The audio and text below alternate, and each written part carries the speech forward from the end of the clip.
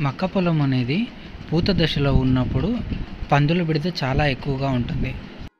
దానిని అరికట్టడానికి ఇక్కడి స్థానిక రైతులు జేవైర్ అనేది తీసుకొచ్చి పొలంకి నలువైపులా చుట్టడం జరుగుతుంది. దానికి సంబంధించిన వ్లాగే ఇది.